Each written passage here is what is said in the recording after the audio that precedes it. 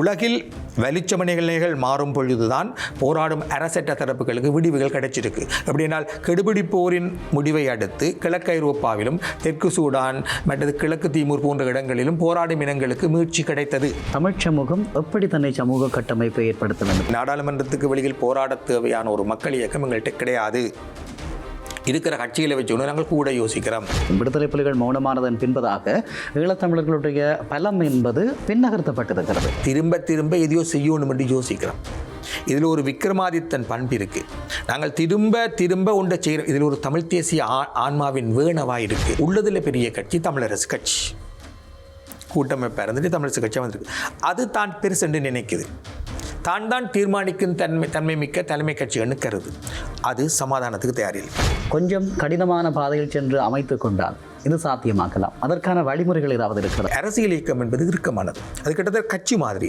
அப்போ ஒரு அரசியல் இயக்கத்துக்குரிய ஒழுக்கத்தோடு இயங்கக்கூடிய ஒரு இறுக்கமான அரசியல் இயக்க பண்புடைய ஒரு கட்டமைப்பு தான் இன்றைக்கு எங்களுக்கு தேவை. அவர்கள் ஆட்டி வைக்க நாங்கள் ஆடுறோம். அதாவது அவர்கள் எடுக்கிற நகர்வுக்கு பதில் வினையாற்றும் மக்களாகத்தான் இருக்கிறோம். பதிலாக நாங்கள் முதலில் வினையாற்றி ஒரு ப்ரோ ஆக்டிவாக தமிழ் அரசியலை கொண்டு போகக்கூடிய ஒரு மக்கள் இயக்கம் வரையில் என்று சொன்னால் இந்த தமிழ் அரசியல் தொடர்ந்தும் இப்படியே தேங்கிக் கொண்டே இருக்கும்.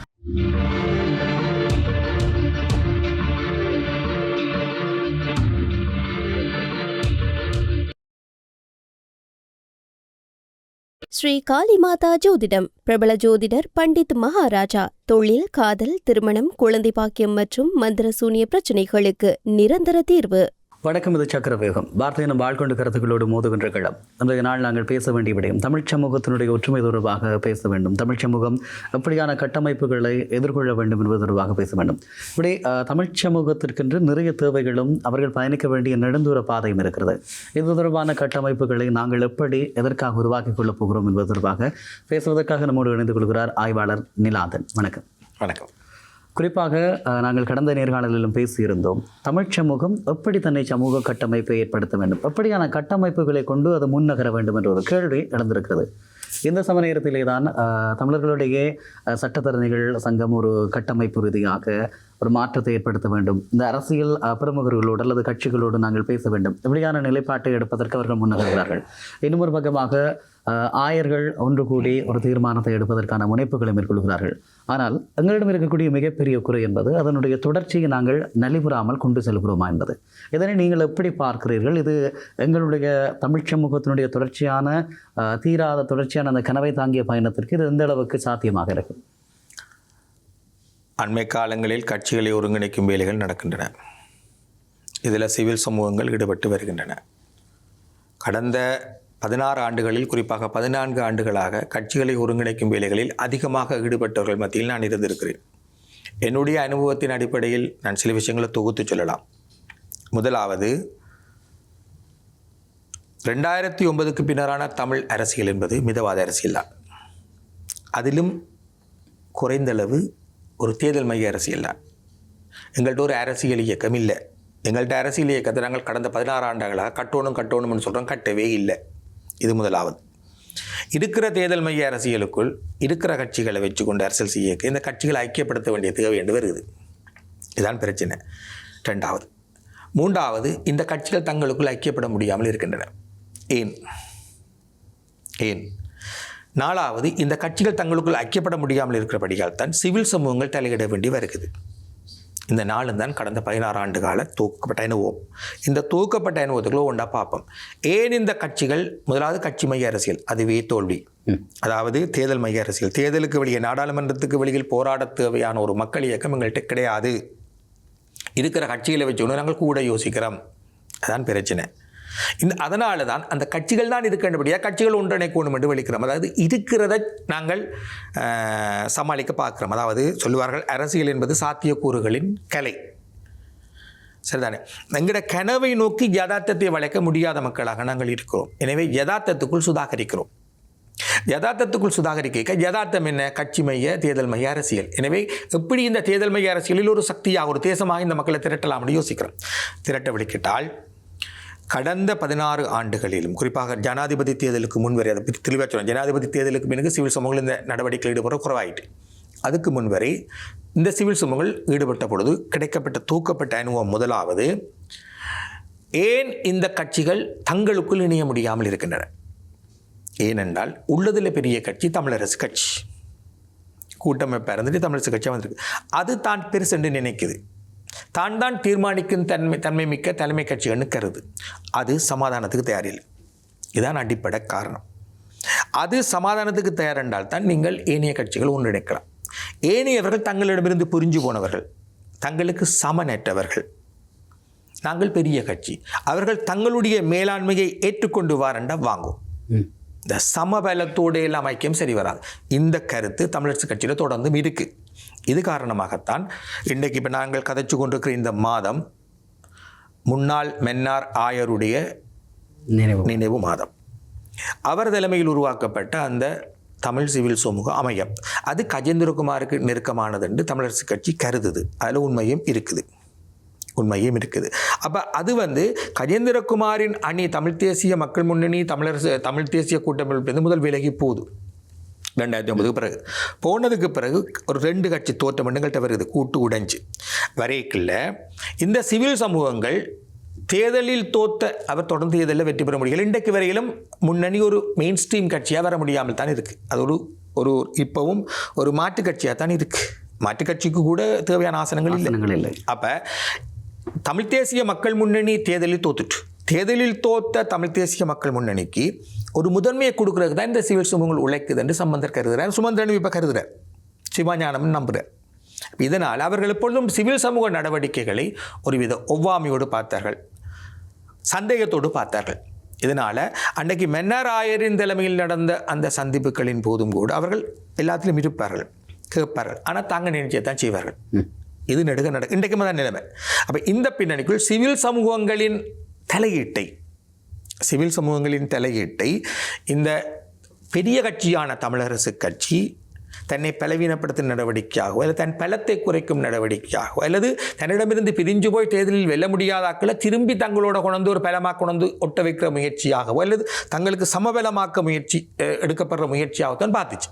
அதனால் அது சமாதான முயற்சிகளை எப்பொழுதும் சந்தேகத்தோட ஒன்றிணைக்கும் கட்சிகளை ஒன்றிணைக்கும் முயற்சிகளை எப்பொழுதும் சந்தேகத்தோடைய பார்த்ததை இப்போ பார்க்குது. இன்றைக்கு அந்த சிவில் சமூகத்தை தாண்டி அடுத்தடுத்த கட்டத்தில் வெவ்வேறு சிவில் சமூகங்களில் ஈடுபட்டிருக்கு. உதாரணமாக 2021 ஆண்டு அதுதான் ஒரு சாதனை. இந்த எல்லா நாடாளுமன்ற உறுப்பினர்களும் இணைந்து ஐநாவுக்கு ஒரு கூட்டு கடிதம் போட்டது. அந்த கூட்டு கடிதத்தில் தமிழரசு கட்சி முழுமையாக ஒத்துழைச்சது. அப்போ கூட்டமைப்பும் கொஞ்சம் இருந்தது. எல்லாரும் சேர்ந்து கடிதம் போட்டோம். ஆனால் கடிதம் போன அதே மாதத்தில் வந்த 0 டிராஃப்ட்டுக்கு அடுத்தடுத்த கிழமை வருது. 0 டிராஃப்ட்டுக்கு ஐநா தீர்மானத்தின் அதில் தமிழரசு கட்சி தன்பாட்டில் முடிவெடுக்குது. ஏனைய கட்சிகளை விட்டுட்டு தானே முதன்மை கட்சி என்ற அடிப்படையில் முடிவெடுக்குது. அங்கே அந்த கூட்டு கடிதம் பொருள் இழந்து போச்சு. பிறகு இப்படித்தான் இருக்குது. ஜனாதிபதி தேர்தலிலேயும் கூட தமிழ் பொது வேட்பாளரை பெருமளவு சிவில் சமூகங்கள் வைத்த பொழுது தமிழரசு கட்சி எதிர்நிலைப்பாட்டை எடுத்துச்சு. அதில் தமிழ் தேசிய மக்கள் முன்னணி இந்த அமைப்புகளோட பொதுமக்கள் அமைப்புகளோடு நின்றிருந்திருந்தால் வெளிச்சமணிகளில் பாரதூரமாக மாற்றியிருக்கலாம். அந்த வரலாற்றின் மிக அருமையான ஒரு தருணத்தை தமிழ் தேசிய மக்கள் முன்னணி கைவிட்டுச்சு. அப்போ என்ன செஞ்சு எல்லாரும் சேர்ந்து சிவில் சமூகத்தை பாதிச்சு விட 2024 ஜனாதிபதி தேர்தலுக்கு பின் சிவில் சமூகங்கள் இந்த ஐக்கிய முயற்சிகளில் ஈடுபடுவதிலிருந்து பெருமளவு ஒதுக்கிட்டு இப்போ ஒரே ஒரு சிவில் சமூகம், அதுவும் இந்த மன்னார் பிஷாப்பை இணைத்தலைவராக கொண்டு உருவாக்கப்பட்டு தொடர்ந்தும் இயங்கிக் கொண்டிருக்கிற ஒரு அமைப்பு. அது கொஞ்சம் அது தமிழ் தேசிய மக்கள் முன்னணியோடு சேர்த்து தான் பார்க்கப்படுது. அந்த கட்டமைப்பு தான் ஆங்காங்கே சில முயற்சிகளை முன்னெடுக்குது. இதுக்கு மங்கால சிவில் சமூகங்கள் கட்சிகளை ஒருங்கிணைக்கும் முயற்சியில் பெருமளவு ஈடுபடுவதில்லை. இந்த வெற்றிடத்தில் தான் சட்டத்தரணிகள் அமைப்பு வருகிறது. அப்போ சட்டத்திறனிகள் அமைப்பு முன்னைய முயற்சிகளிலிருந்து கற்றுக்கொள்ளுமாக இருந்தால் ஏன் இந்த சமாதான முயற்சிகள் குழம்பினண்டா? 1 தமிழரசு கட்சியின் முதன்மை, 2 சிவில் சமூகங்கள் மீது அந்த முதன்மை கட்சிக்குள்ள சந்தேகம். இதை விட கோட்பாட்டு ரீதியான இன்னொரு விடயம் இருக்குது. எப்பொழுதும் சமாதானம் செய்யும் பொழுது அது இனங்களுக்கு இடையிலும் சரி நாடுகளுக்கு இடையிலும் சரி சமாதானம் செய்கிற தரப்பு ஒரு பலமான தரப்பாக இருந்தால் அங்கே ஒரு பலத்தை பிரயோகித்து அந்த சமாதானத்தை செய்யும். இது முதலாம் வகை சமாதானம். 2வது வகை சமாதானம் ஃபெசிலிட்டேட் பண்ணுறேன்டா இந்த 2 தரப்புக்கும் இடையில் இருக்கிற இடைவெளியை தந்திரமாக கையாண்டு எப்படி கிட்ட கொண்டு வரது என்று 2 பேர் தரப்புக்கும் இல்லை ஒரு இடைநடுவில் நின்று ஃபெசிலிட்டி அனுசரணை புரிவது. நோர்வே கிட்டத்தட்ட அதான் எங்களுக்கு செய்தது. அது காணாதுன்றது தான் ஒரு அபிப்பிராயம். அதை ஃபெசிலிட்டேட் பண்ணக்கூடாது, அதை விட வேறொரு தளத்தில் செய்திருக்கணும். 2வது 3வது சமாதானத்தில் அல்லது ஒருங்கிணைப்பில் ஈடுபடும் சக்திகளை ஒன்றிணைக்கும் பௌதிக வளங்களை கொடுப்பது, தங்குற இடம், சந்திக்கிற இடம், இது போன்ற விஷயங்களை பார்க்குறது. ஆனால் பின்னுக்கு தான் நிற்கிறது, ஃபெசிலிட்டேட் பண்ணுறது, அதாவது அனுசரணை புரியும் விதத்தில் இடையில் ஓடி ஓடி சமாதானம் செய்கிறீர்கள். இந்த 3 விதமான அணுகுமுறை இருக்குது. ஒன்று பல பிரயோகம். கிட்டத்தட்ட விடுதலை புலிகள் இயக்கம் தமிழ் தேசிய கூட்டமைப்பு உருவாக்கும் பொழுது அந்த நிலைமையான இருந்தது. 2 ஃபெசிலிட்டேட் பண்ணுறது, நோர்வேயின் சமாதான முயற்சி. 3 அதுக்கு வேண்டிய வளங்களை கொடுப்பது. கிட்டத்தட்ட பல்கலைக்கழக மாணவர்கள் சில நேரம் இந்த கட்சிகளை கொண்டு உண்டா வச்சுட்டே வர. இந்த 3 விதமான அணுகுமுறை இருக்குது. இந்த 3ல் சிவில் சமூகங்கள் என்றைக்குமே பல பிரயோகம் செய்ய முடியும் என்றால் சிவில் சமூகங்களுக்கு பலம் இல்லை. உங்களை ஏன் உள்ளதில் பெரிய கட்சி மதிக்கணும், அதுவும் உங்களை கஜேந்திரகுமாரி கிட்டு என்று காட்டுது, நான் ஏன் மதிக்கணும்? அப்போ நீங்கள் சொல்கிறத அவர்கள் கேட்குறதுக்கு ஏதோ ஒரு காரணம் இருக்கணும். விடுதலை புலிகள் அவர்களால் அன்றைக்கு ஆட்சி நடத்தினார்கள், அவர்களிட கட்டுப்பாட்டு நிலம் இருந்தது. எனவே அவர்கள் ஒரு பதில் அமைப்பாக தமிழ் தேசிய கூட்டமைப்பை உருவாக்கும் போது இந்த கட்சிகளை சொன்னால் கேட்கணும், கேட்கத்தான் வேணும். இன்றைக்கு சிவில் சமூகம் ஏன் கேட்கணும்? சிவில் சமூகம் என்னவெலுக்கு? சிவில் சமூகத்துக்கு ஏன் அவையில் பயப்படணும், அல்லது சிவில் சமூகத்தை ஏன் மதிக்கணும்? நீங்கள் ஜனாதிபதி தேர்தலில் சுமந்திரன் எப்படி சிவில் சமூகங்களை விமர்சித்தார் என்று பார்க்கலாம். அப்போ ஏன் மதிக்கணும்? அப்போ இதில் சிவில் சமூகங்களை அல்லது சிவில் சமூக கட்டமைப்புகளை மதிக்க வேண்டியது அவைகளுக்கு இருக்கல. இது இன்றைக்கு சட்டத்திரணி அமைப்புக்கும் பொருந்தும்.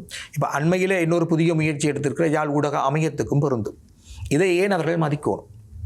எந்த அடிப்படையில் வரணும்? இப்போ சட்டத்திறனிகள் அமைப்பை பொறுத்து எங்களோட அரசியலே சட்டத்திறனிகள் அரசியல், அப்புக்காத்து அரசியல்னு சொல்கிறது. இந்த அப்புக்காத்து அரசியல் எங்களை எங்கே கொண்டு வந்து விட்டுருக்கு 75 வருஷத்தில். முதலாவது. 2வது, இந்த அப்புக்காத்து மார்க்கிலேருந்தே ஒரு பகுதி இப்போ தான் செய்ய வருது. அவர்கள் யாருன்னு பார்த்தா அவர்களில் சிலர் ஏற்கனவே சட்ட செயற்பாட்டாளர்கள். எங்கள்கிட்ட துறைசார் சட்டத்திறனிகள், எங்கள்கிட்ட சட்ட விற்பனர்கள், தொழில்சார் சட்டத்திறனிகள் உண்டு. ஆனால் சட்ட செயற்பாட்டு அமைப்புகள், இலவசமாக சட்ட ரீதியான உதவியை கோரும் மக்களுக்கு உதவக்கூடிய இலவச அமைப்புகள் குறைவு.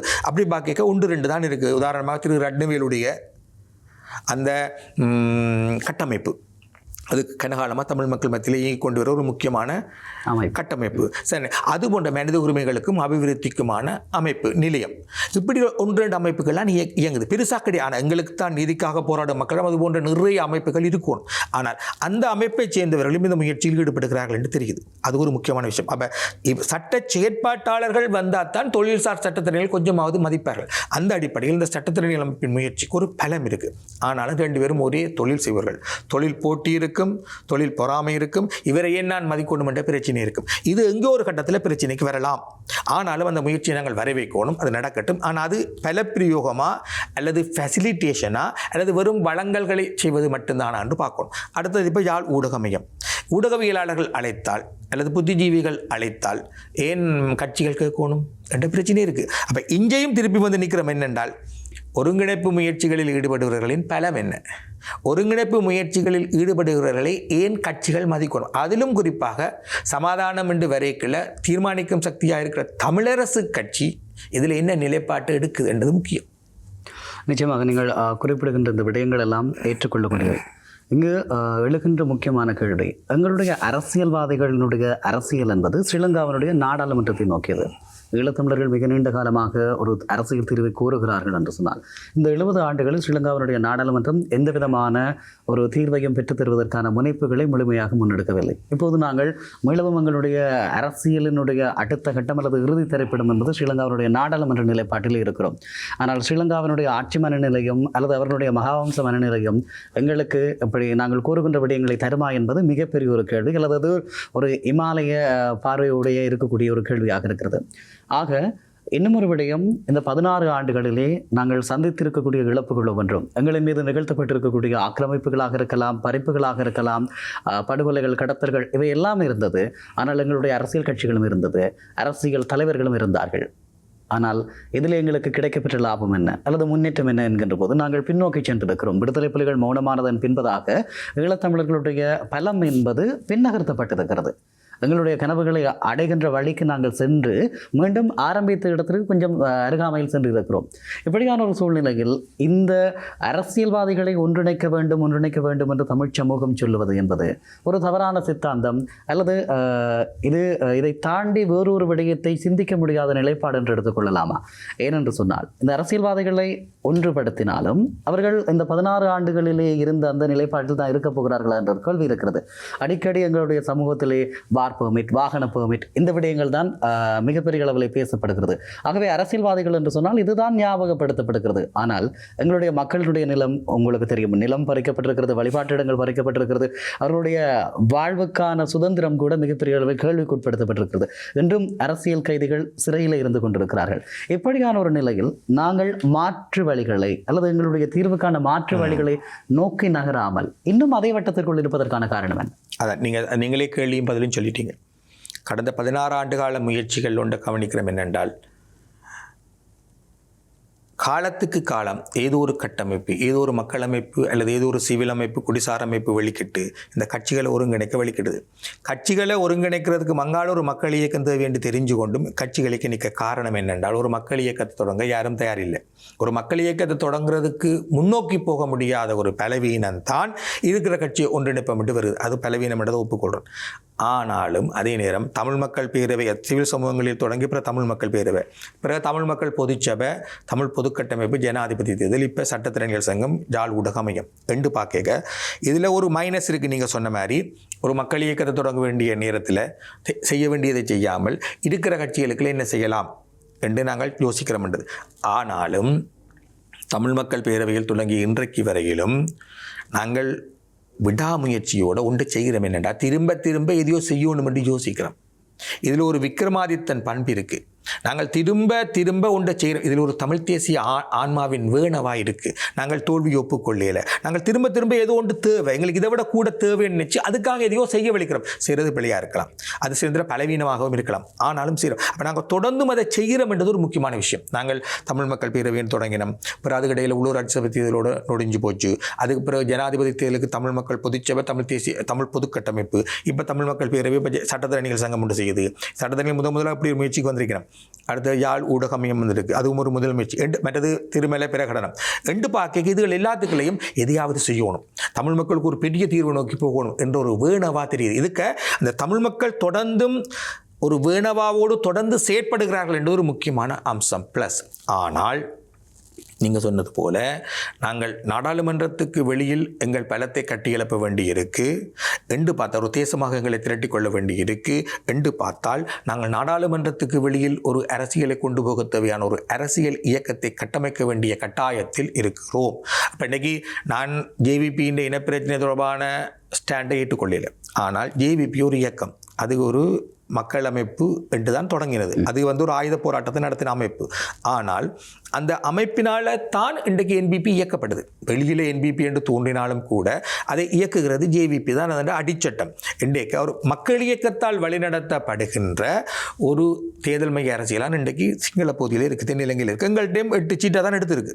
ரெண்டு பார்க்க எங்களுக்கு அந்த மாடலை நாங்கள் அது அவையண்ட மாடல் இல்லை, ஏற்கனவே தமிழ் மக்கள் பேரவை பரிசோதித்த ஒரு மாடல். சரிதானே? அப்போ அடுத்த கட்டத்துக்கு நாங்கள் அதை கொண்டு வரணும் அப்படின்னு சொன்னால், ஒரு மக்கள் இயக்கத்தால் வழிநடத்தப்படுகின்ற தேர்தல் மைய அரசியல் தான் ஒப்பீட்டளவில் புனிதமானதாக இருக்குது. எனவே எங்களுக்கு இப்பொழுது தேவையாக இருப்பது தமிழ் மக்களின் முழு அளவிலான தேவைகளை ஈடு செய்யக்கூடிய ஒரு மக்கள் மைய அமைப்பு தான். இந்த மக்கள் மைய அமைப்பு, அதாவது 2009க்கு பின்னரான தமிழ் மிதவாத அரசியல் தொடர்பான ஒரு சரியான அரசியல் தரிசனம் எங்களிடம் இன்னும் உருவாகவில்லை. எப்படிப்பட்ட ஒரு கட்டமைப்பு எங்களுக்கு தேவை என்பது குறித்து நாங்கள் இன்னும் ஒரு சரியான இடத்துக்கு வர முடியாத மக்களாகவே இருக்கிறோம் என்பதனால் தான் இருக்கிற கட்சிகளை வச்சுக்கொண்டு யோசிக்கிறோம். உதாரணமாக தமிழ் தேசிய பசுமை இயக்கத்தின் தலைவராகிய ஐங்கரநேசன் ஒருமுறை இந்த கட்சிகளை ஒருங்கிணைக்கும் முயற்சியில் ஈடுபடும் போது என்னிடம் சொன்னார், நிலா, நீங்கள் பழைய ஈரச்சாக்க போட்டு புது புல்லு வாரதை தடுக்கிறீங்க. பழைய சாக்கு இந்த கட்சிகள் பழைய சாக்கை போட்டு புது புல்லு வாரதை தடுக்கிறீங்க என்று சொன்னார். அப்போ நான் சொன்னேன், புது புல்லுன்றது புது கட்சியா? இல்லை, எங்களுக்கு புதுசாக வர வேண்டியது சிவில் அமைப்பும் இல்லை, ஒரு மக்கள் அமைப்பு. அப்படி ஒரு மக்கள் அமைப்பால் வழிநடத்தப்படுகிற தமிழ் அரசியல் வரையில்லை என்று சொன்னால் எங்களோட அரசியல் இன்னும் சிதறி கொண்டு போகும். இந்த கட்சி மைய அரசியல் பாருங்களேன், உள்ளதில் பெரிய கட்சிக்கும் அரசாங்கத்துக்கு முறையளவு ஆசனம் ரெண்டேக்க இந்த ஒப்பீடுகளுடைய எங்களோட காலம் போயிடும். இப்படியே பிள்ளைகள் வெளியேறி கொண்டிருக்குது, நாட்டில் சனத்தொகை குறையுது, எங்களுக்கு உயர் பாதுகாப்பு விலையங்கள் முழுமையாக அகற்றப்படவில்லை, வாக்குறுதி அளித்ததையுமே இந்த அரசாங்கம் செய்யலை. இப்படிப்பட்ட ஒரு பின்னணிக்குள்ள இந்த அரசாங்கம் எல்லார போலவும் சொன்னது நிறைவேற்று அதிகாரமுடைய ஜனாதிபதி முறையை மாற்றுவோம் என்று அதிலேயே கை வைக்காத அரசாங்கம் உங்களுக்கு ஒரு யாப்பு தரும், பிறகு மாகாண சபை தேர்தலில் முன்னுக்கோ பின்னுக்கோ நடத்துமோ என்று எதிர்பார்த்து நீங்கள் பார்க்க போனால் அரசாங்கத்தை நோக்கி அரசாங்கம் என்ன செய்யலாம் என்று எதிர்பார்த்து அதை நோக்கி தான் உங்களை தயார்படுத்துறீங்க. இதுவே தவறு. ஆயுத போராட்ட காலகட்டத்தில் ஒரு கருநிலை அரசு இருந்தது. அது ஒரு நடவடிக்கை எடுக்கும். அதுக்கு அரசாங்கமும் அனைத்துலக சமூகமும் பதில்வினை எதிர்வினையாற்றும். இப்போ அரசாங்கமும் ஐநாவும் ஒன்று செய்யும், அதுக்கு நாங்கள் பதில்வினை. எங்கட அரசியல் இப்போ ரியாக்டிவாக இருக்குது, ப்ரோ ஆக்டிவாக இல்லை.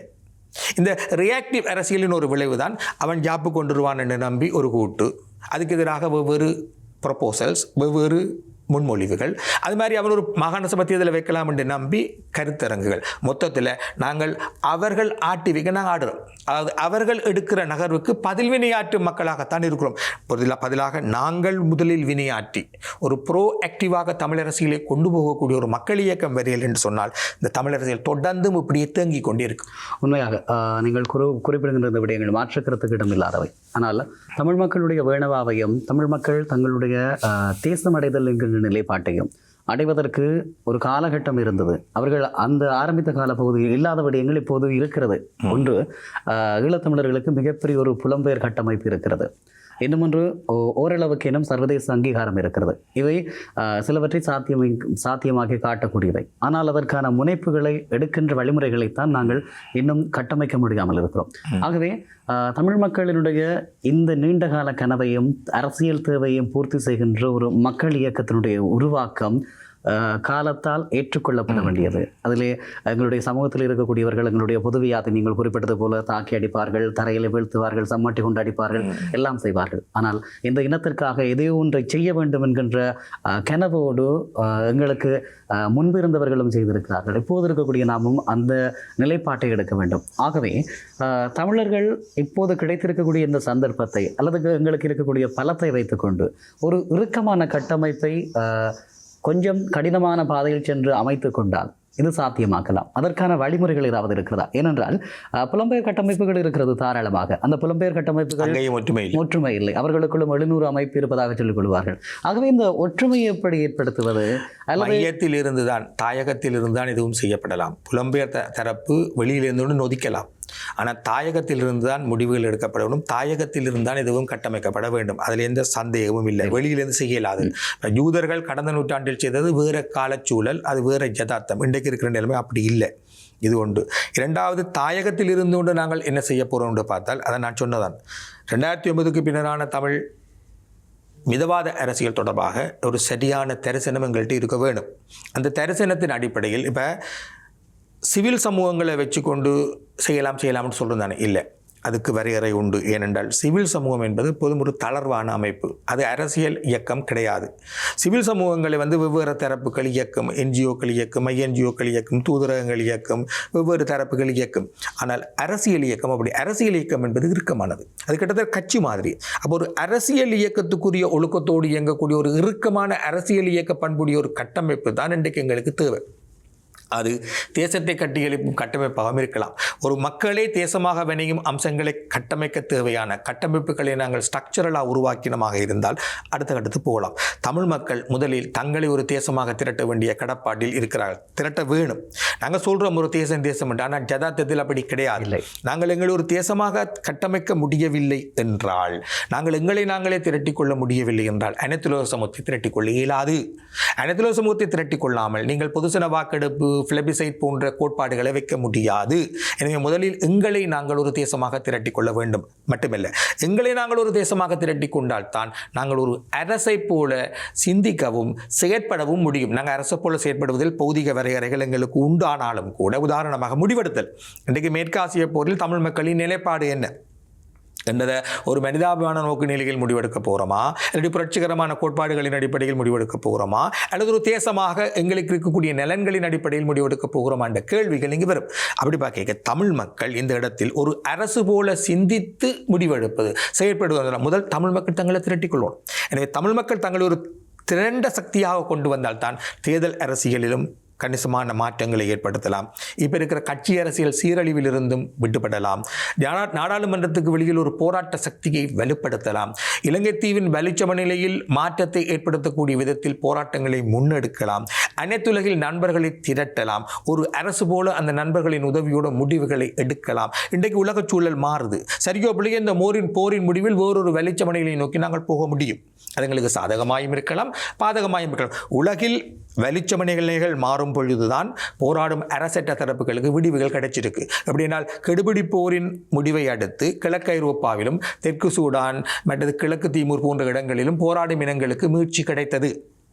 எனவே ஒவ்வொரு காலகட்டத்திலும் உலக பெருமாற்றங்கள் நிகழும் பொழுது வெளிச்சமநிலை பெரிய அளவில் பிராந்திய மற்றும் உலக அளவில் மாற்றம் காணும் பொழுது போராடும் இனங்களுக்கு சாதகமாகவோ பாதகமாகவோ திருப்பங்கள் ஏற்படும். இந்த திருப்பங்களை கையாள்வதற்கு நாங்கள் ஒரு திரண்ட சக்தியாக இருக்கணும். அது மிக முக்கியம். நாங்கள் ஒரு திரண்ட சக்தியாக இருந்தால் மட்டும்தான் ஒரு அரசை போல சிந்தித்து ஒரு அரசை போல முடிவெடுக்கலாம். அதுக்கு முதல் நாங்கள் ஒரு தேசமாக திரளுவோம். நிச்சயமாக இந்த விடயங்கள் தொடர்பாக தொடர்ந்தும் பேச வேண்டும். ஈழத்தமிழினம் ஒரு விடயத்தை பேசிக்கொண்டு அதனுடைய தொடர்ச்சியை பின்பற்றாமல் இருந்து வந்த அந்த விட்ட தவறுகள் கற்றுக்கொண்ட பாடங்களின் அடிப்படையில் மீள பெறப்பட வேண்டும் என்ற நிலைப்பாடு இருக்கிறது. தொடர்ந்தும் பேசுவோம். நன்றி நிலாந்தன் அவர்களே. நன்றி. நன்றி நேயர்களே. இன்றைய நாளில் பேசியிருக்கக்கூடிய விடயம் தமிழ் மக்கள் ஒரு தேசமாக எப்படி திரளுவது, நாங்கள் உண்மையில் தேசம் என்கின்ற விடயம் இப்போது கள யதார்த்தத்தில் பூர நகரமாக இருக்கிறதா? இந்த கேள்விகளுக்கான பதில் உங்களுக்கு கிடைத்திருக்கும் என்று நம்புகிறோம். மற்றொரு காணொலியில் உங்கள் அனைவரையும் சந்திக்கிறேன். வணக்கம். ஸ்ரீ காளி மாதா ஜோதிடம் பிரபல ஜோதிடர் பண்டித் மகாராஜா. தொழில், காதல், திருமணம், குழந்தை பாக்கியம் மற்றும் மந்திர சூனிய பிரச்சனைகளுக்கு நிரந்தர தீர்வு.